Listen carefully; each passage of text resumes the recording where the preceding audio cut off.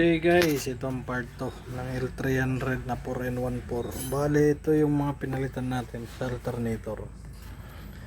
Pero ito talaga yung main trouble, oh. Kasi ito yung may problema. Kalog pinalit na lang natin, pinalitan na lang kasi may tama rin sa loob na loose thread. Pati na rin sa likod para isang trabaho na lang. So di na namin pinakita pa paano magkabit kasi madali lang naman yun. So mamaya update kung okay na para pagkabit, pag testing. Okay,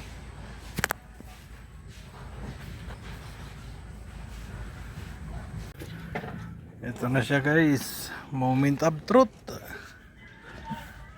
Kung mayroon pa rin.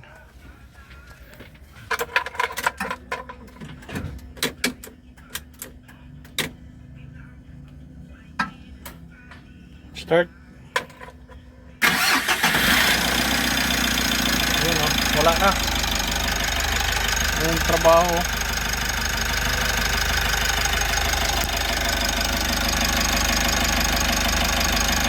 Okay na. Ulan.